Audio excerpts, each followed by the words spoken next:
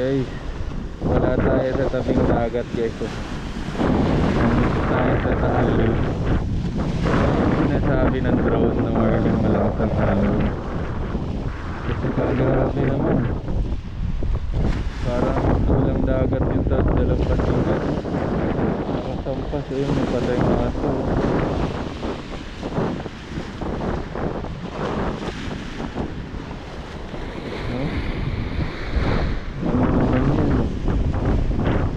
Dumi dito na patpat. Buti na lang may diking ginawa dito sa gobyerno.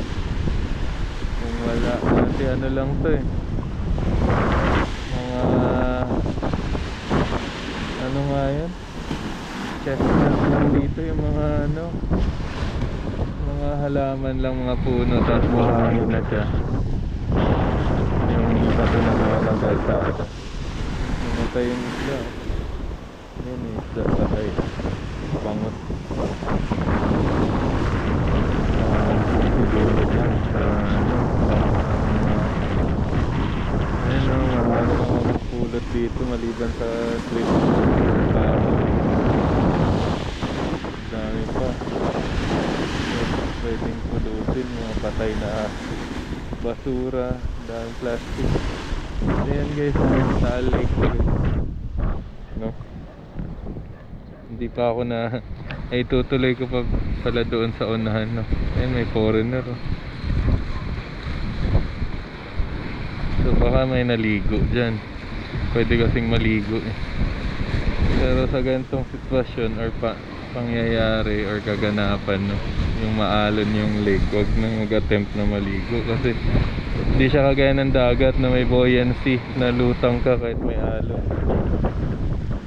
Lumog ka kaagad yan sa ilalim, lulutang ka na lang pagpatay ka. Oo, maano yan, parang ilog eh. Maano ka, da-drag down ka agad. Sa dagat lulutang ka pa, dito hihilahin ka na agad pababa.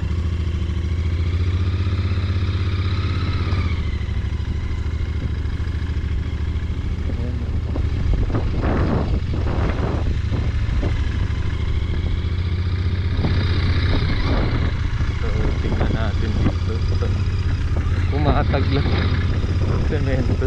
So naman di ko na naramdaman na may gap. Umatag na yung semento at yung ano,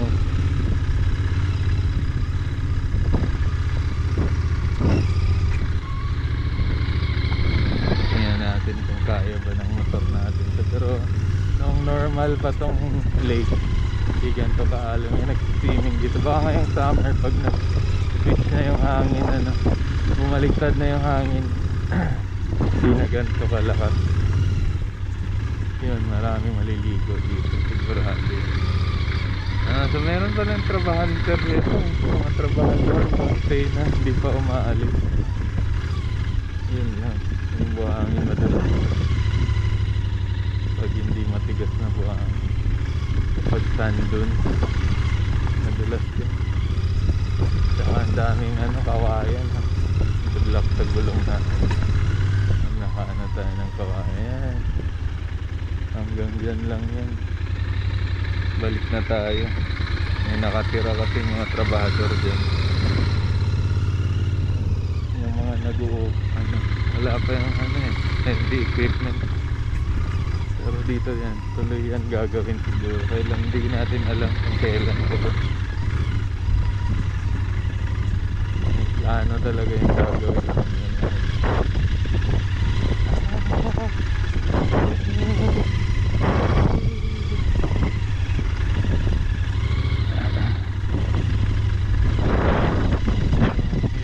Pag madulas, pag mong bilisan, dahan-dahan lang.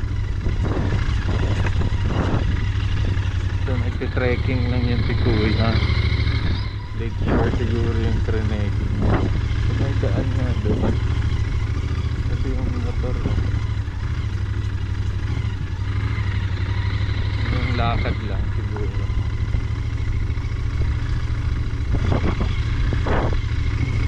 Ayan o, dagat lang, ang tindi ng alon. Dagat yarn. Parang sand dunes kasi ngayon. Yan nga, hindi ano, hindi pa madalas umuulan. Kaya yung Tagaytay yung SMDC. Ano pa lang.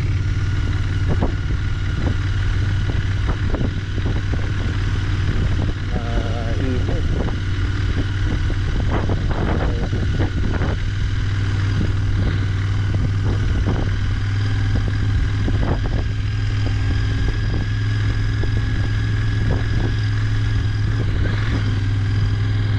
Dapat ganun yung kailangan ko. Naglalakad lang yung lahat makakayang ng Tagaytay tapos pabalik.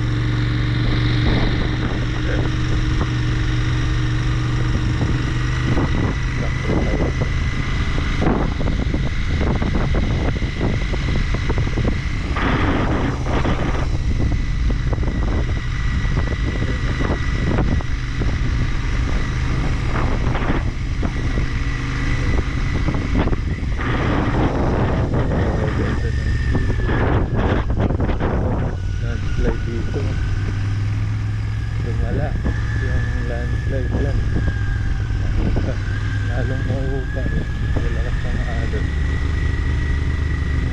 Talagang kahoy na natangay ng ano na landslide na yan.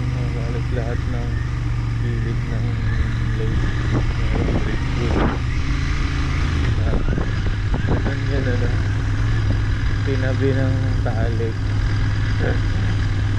kasi gumagitna na yung mga kahoy tinabi niya naman.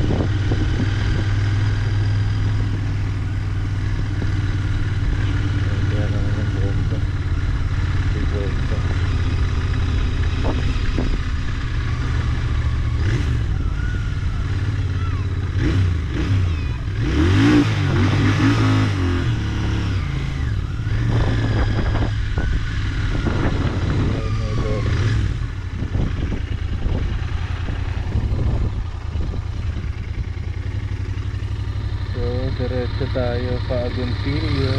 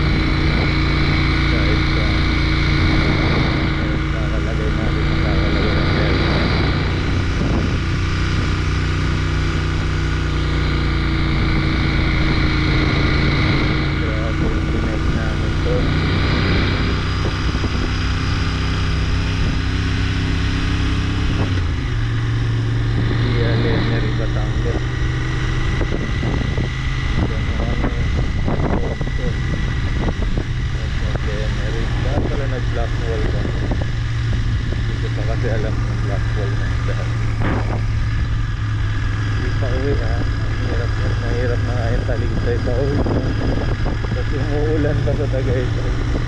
Sobra kalamig kasi kahapon na yun. Ano na, iyan na talaga, late na yun. Nauwi sa lapit na.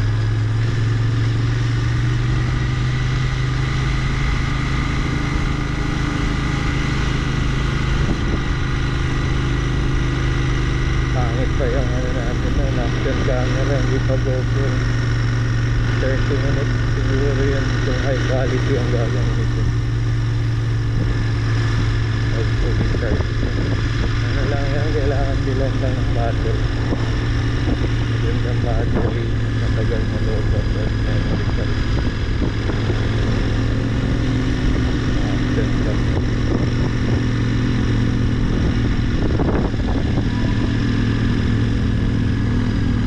Nagana pa sa akin 30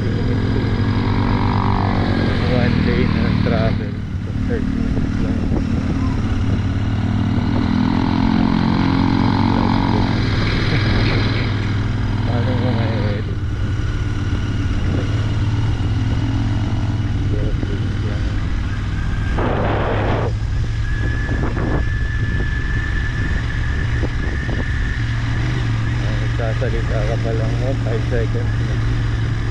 Nandito na kami sa Las Cascos. Nandito na kami sa Laurel. Tutod kami dito sa isang kalupang na ito. I love. May I love din.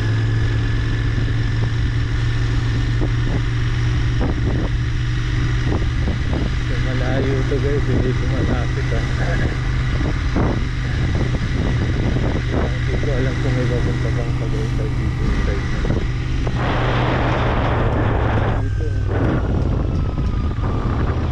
Sinutulan na nila ng puno. Tanong na tanong, swerte na itong bahay na pag nagputol yun ng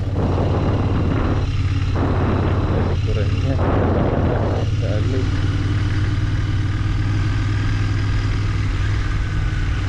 May basketball court pa, volleyball court pa. Side car parking. Patay na si FPJ pero meron pa rin siyang anday ng bayan.